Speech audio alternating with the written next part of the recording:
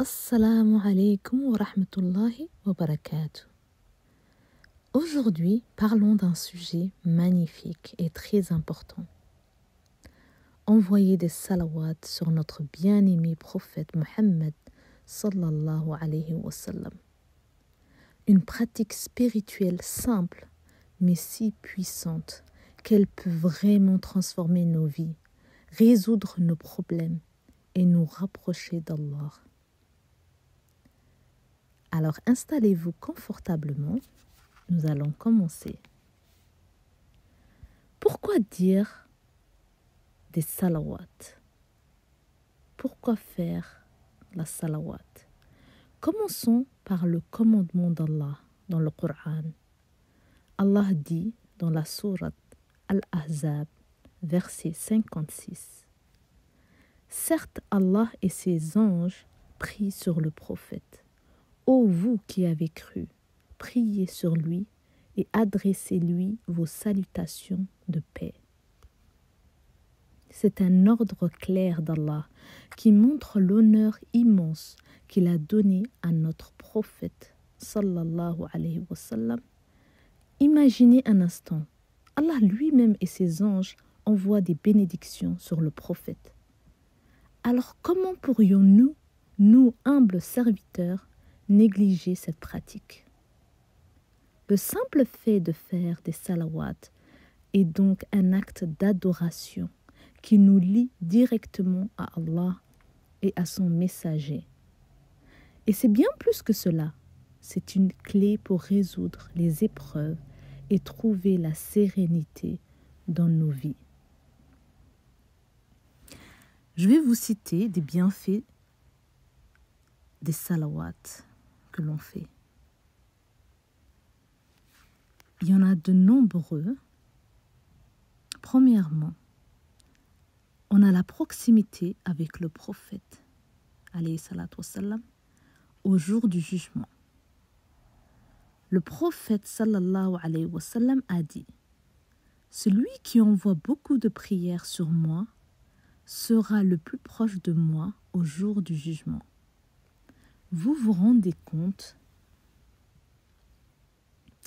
Dans un autre hadith, il est rapporté: celui qui prie sur moi une seule fois, Allah prie sur lui 10 fois, lui pardonne 10 péchés et élève son rang de 10 degrés. Subhanallah.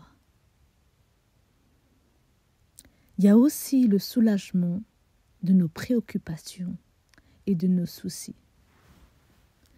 Laissez-moi vous raconter une histoire magnifique qui est rapportée par Al-Tirmidhi, dans laquelle un homme est venu voir le prophète sallallahu alayhi wa sallam et lui a dit: ô messager d'Allah, je consacre beaucoup de temps à faire des du'as. Combien dois-je consacrer à t'envoyer des bénédictions, c'est-à-dire à faire des salawats? Le prophète sallallahu alayhi wa sallam a répondu: autant que tu veux. L'homme a demandé: un quart? Le prophète sallallahu alayhi wa sallam répond: autant que tu veux, et si tu en fais plus, ce serait mieux pour toi. L'homme demande: et si je consacrais la moitié de mon dua à cela? Le prophète a dit: autant que tu veux, et si tu en fais plus, ce serait mieux pour toi. L'homme demande: les 2 tiers? Le prophète répond: autant que tu veux, et si tu en fais plus, ce serait mieux pour toi. L'homme a insisté: et si je consacrais tout mon dua à cela? Le prophète sallallahu alayhi wa sallam répondit: alors tes soucis seront dissipés et tes péchés seront pardonnés. Allahu Akbar. N'est-ce pas merveilleux et motivant?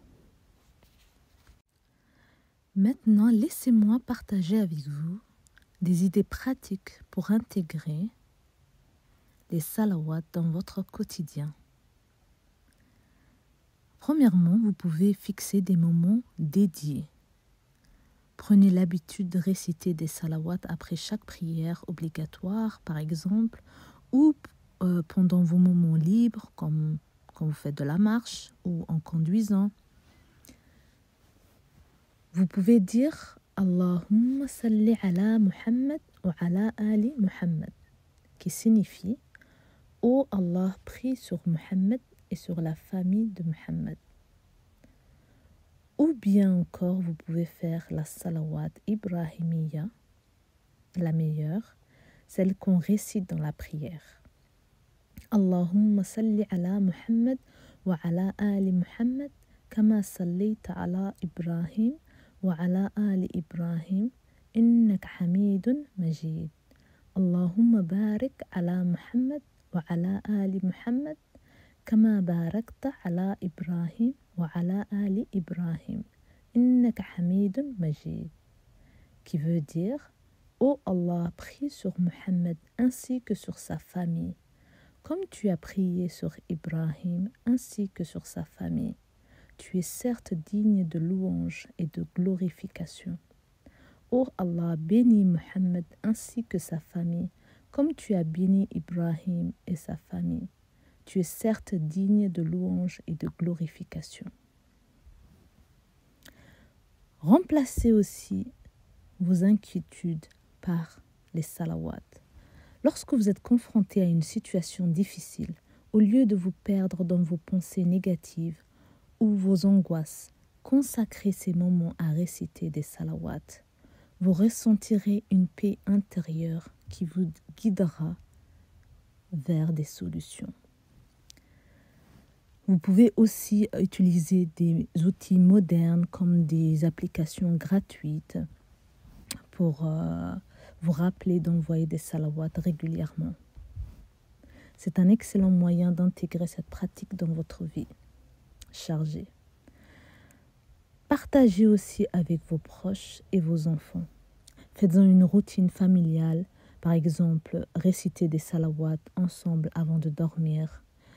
Et encouragez vos proches à faire des salawats, et spécialement après Maghrib du jeudi soir jusqu'à la prière de Maghrib du vendredi.